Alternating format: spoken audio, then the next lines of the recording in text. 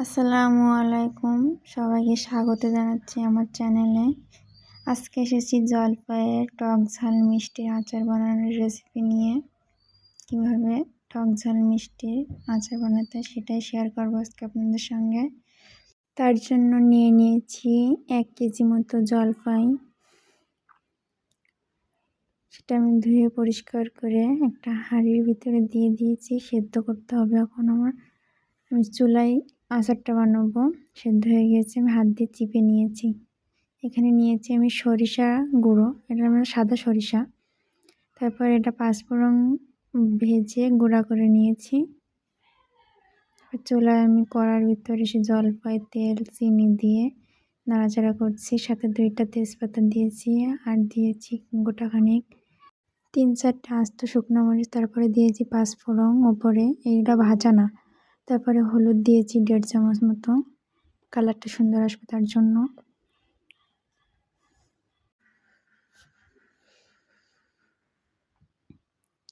একটু শুকনো মরিচের গুঁড়া ছিটিয়ে দিয়েছি।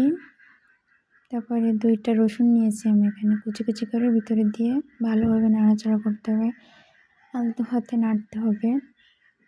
আর চুলার আঁচটা মিডিয়াম আঁচে রাখতে হবে, নাহলে আমার আচারটা পুড়ে যাবে, কড়াইতে লেগে যাবে। ভালোভাবে নাড়তে হবে।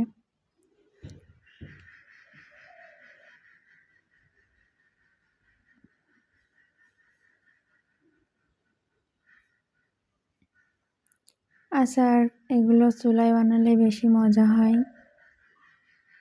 ভালোভাবে মনে করেন সব কিছু গুছিয়ে করা যায়। এজন্য আমি চুলায় আচারটা বানিয়েছি। আস্তে আস্তে কিন্তু আমার আচারের কালারটা চেঞ্জ হয়ে যাচ্ছে, দেখেন প্রায় হয়ে এসেছে আমার আচারটা। আমি একটু তেল বেশি দিয়েছি, কারণ আমি এটা শুধু শুধু খাবো না, শুধুও খাবো কিন্তু আমি বেশি খাওয়া হবে আমার খিচুড়ির সঙ্গে, জন্য একটু তেল বেশি দিয়েছি। আমার আচারটা হয়ে গিয়েছে, আমি এটা ঢেলে নিব।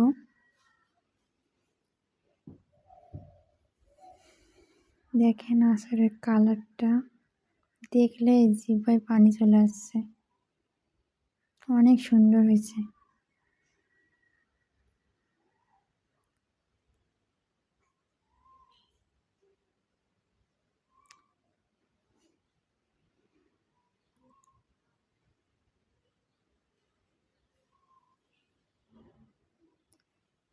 একে একে আমি পুরো আচারটাই বেড়ে নিয়েছি। দেখেন আচারটা কতটা লোভনীয় দেখাচ্ছে। এর উপরে আমি সেই পাঁচফোড়ন গুঁড়া করে রাখছিলাম, সেটা ছিটিয়ে আমি একটু মিক্স করে নিব। আচারটা দেখতে কতটা লোভনীয় হয়েছে দেখেন। আমার রেসিপিটা ভালো লাগলে আপনারাও বাসায় ট্রাই করবেন, আর চ্যানেলটি সাবস্ক্রাইব করে পাশে থাকবেন। আল্লাহ হাফিজ।